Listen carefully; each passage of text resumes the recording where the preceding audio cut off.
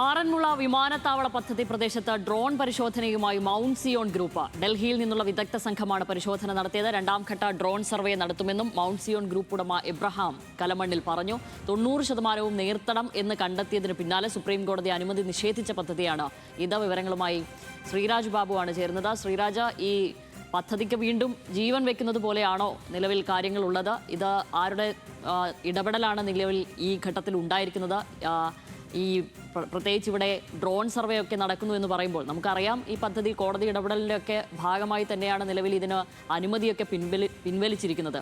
അപ്പോൾ ഈ ഘട്ടത്തിൽ ഇങ്ങനെ ഒരു സർവേ ഇവിടെ നടത്തുന്നു എന്നൊക്കെ പറയുമ്പോൾ വീണ്ടും പദ്ധതിക്ക് ജീവൻ വെക്കുന്നു എന്നാണോ മനസ്സിലാക്കേണ്ടത്?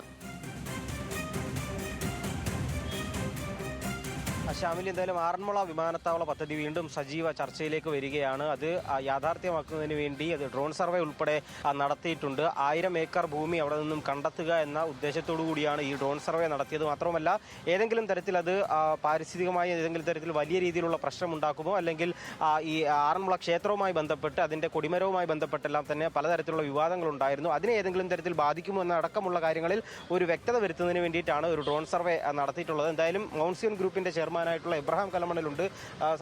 എന്താണ് ഇപ്പോൾ സജീവമായി വീണ്ടും ചർച്ചയിലേക്ക് വരിക? ഇനിയും ഒരു പ്രോബ്ലം ഉണ്ടായത്, അമ്പലങ്ങളെയോ പള്ളികളെയോ പൊതുസ്ഥലങ്ങളെയോ അവോയ്ഡ് ചെയ്യാൻ ഉണ്ടോ? അതിനെ അങ്ങനെയെങ്കിൽ ആ ഭാഗം നമ്മൾ ഒഴിവാക്കണം. ഇനിയും ആറന്മുള ക്ഷേത്രത്തിനോ അല്ലെ ഒരു പള്ളിക്കോ മറ്റേതെങ്കിലും ആരാധനാലയങ്ങൾക്ക് ബുദ്ധിമുട്ടുണ്ടാകുന്നുണ്ടോ എന്ന് പഠിക്കുന്നതിന് വേണ്ടി ഒരു പ്രൈവറ്റ് ഏജൻസിയെ വെച്ചതേ ഉള്ളൂ. നേരത്തെ ഹരിത ട്രൈബ്യൂണലടക്കം ഈ പാരിസ്ഥിതികമായ പ്രശ്നങ്ങളുണ്ട് എന്ന് ചൂണ്ടിക്കാട്ടി എല്ലാവരോടും പറഞ്ഞു. ഹരിത ട്രൈബ്യൂണൽ കണ്ടെത്തിയ ഏജൻസിയാണ്. ആറന്മുള വിമാനത്താവളത്തിന് ഇവിടെ ഒരു പാരിസ്ഥിതിക പ്രോബ്ലം പറഞ്ഞില്ലവര്. ഇതിനെ കണ്ടെത്തി KGS ഗ്രൂപ്പ് കൊണ്ടുവന്ന ആ company they are not competent to take ഒരു ഇൻസ്പെക്ട് ചെയ്ത് റിപ്പോർട്ട് തരാൻ കോമ്പിറ്റന്റ് അല്ല. ഇതേ പറഞ്ഞുള്ളൂ. അല്ല, ആറന്മുള വിമാനത്താവളത്തിന് ഒരു ട്രൈബ്യൂണൽ ഒരു പ്രശ്നവും പറഞ്ഞില്ല. കൊണ്ടുവന്ന ഏജൻസിയാണ്. കോടതി നടപടികൾ വേഗത്തിൽ അല്ലെങ്കിൽ അത് വലിയ പ്രശ്നമാകില്ലേ? കോടതി എങ്ങനെ കേസ് അതിന്റെ ഒരു വഴിക്ക് നടക്കുമ്പോൾ ഈ ഭൂമി ഹരിത ട്രിബ്യൂണലിന്റെ 400 ഏക്കർ ഭൂമി മിച്ച ഭൂമിയിൽ പെടുത്തിയിട്ടുണ്ട്. അത് പ്രോജക്റ്റ് ആയാൽ അത് മിച്ച ഭൂമി ഇല്ല. പ്രോജക്റ്റ് അല്ലെങ്കിൽ അത് മിച്ച ഭൂമി പെടും. ഞങ്ങളെ സംബന്ധിച്ച് പറയാം, ഞങ്ങളൊരു എയറോനോട്ടിക്കൽ കോളേജും എയർക്രാഫ്റ്റ് മെയിൻ്റനൻസ് എഞ്ചിനീയറിംഗും നടത്തുന്ന ഒരു ഗ്രൂപ്പാണ്. ഞങ്ങൾക്ക് മിച്ചഭൂമി വരത്തില്ല. KGSന്റെ ലാൻഡും ഞങ്ങൾ എടുക്കും, ഒന്നിച്ചാൽ പോകും.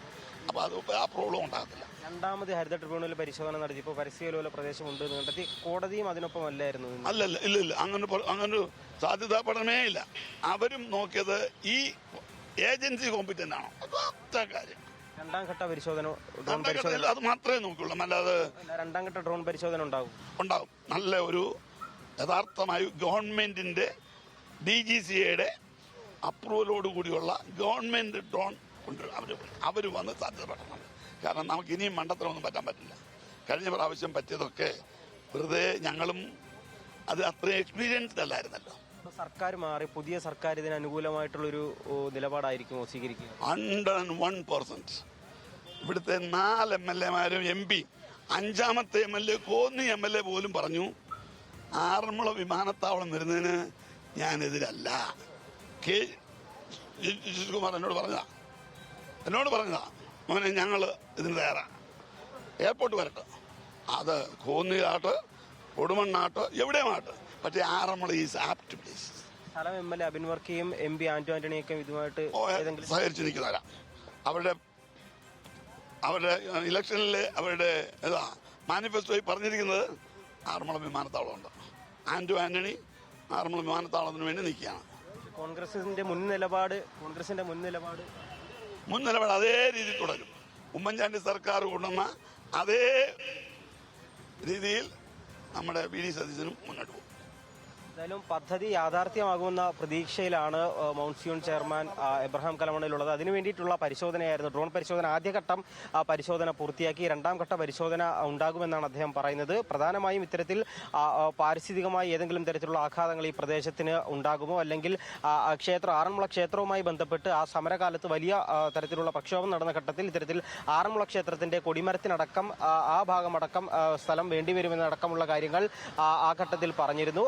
അതിലടക്കം ഒരു വ്യക്തത വരുത്തുന്നതിന് വേണ്ടിയിട്ടാണ് ഡ്രോൺ പരിശോധന എന്നാണ് ഇപ്പോൾ എന്തായാലും അദ്ദേഹം പറയുന്നത്. ആദ്യഘട്ട പരിശോധന പൂർത്തിയാക്കി, രണ്ടാം ഘട്ട പരിശോധന നടക്കും. എന്തായാലും കേസ് ഇത്തരത്തിൽ ഈ പദ്ധതിയുമായി ബന്ധപ്പെട്ടുള്ള കേസ് കോടതിയിൽ ഇങ്ങനെ മുന്നോട്ട് പോകുന്നുണ്ട്. അതിൽ ഏതെങ്കിലും തരത്തിലുള്ള അത് എത്ര കണ്ട് പെട്ടെന്ന് തീർക്കാൻ സാധിക്കുമോ എന്നുള്ള കാര്യത്തിൽ വ്യക്തതയില്ല. എങ്കിൽ പോലും പദ്ധതി യാഥാർത്ഥ്യമാക്കുന്നതിന് വേണ്ടിയിട്ടുള്ള ഒരു ശ്രമമാണ് എന്തായാലും മൗണ്ട് സിയോൺ ഗ്രൂപ്പിന്റെ ഭാഗത്തു നിന്നും നടക്കുന്നത്. സർക്കാർ മാറി വന്നു, UDF സർക്കാർ അധികാരത്തിൽ വന്നു. മുൻപ് തന്നെ ഉമ്മൻചാണ്ടി സർക്കാരിന്റെ കാലത്ത് തന്നെ ഈ പദ്ധതിക്ക് അനുകൂലമായിട്ടുള്ള ഒരു നിലപാടായിരുന്നു സ്വീകരിച്ചിരുന്നത്. അതേ നിലപാട് തന്നെയാണ് ഈ സർക്കാരിനും. സ്ഥലം MLA Abin Varkey, MP Anto Antony MP അടക്കമുള്ള ആളുകളുമായി ഇക്കാര്യങ്ങൾ സംസാരിച്ചു. അവരെല്ലാം തന്നെ ഈ പദ്ധതിക്ക് യോജിപ്പാണ് എന്നാണ് നിലവിൽ mount Zion group chairman Abraham Kalamannil പറയുന്നത്. ശ്യാമിലി, ശരി, ശ്രീരാജാണ് അവിടെ നിന്നും വിവരങ്ങൾ നൽകിയത്.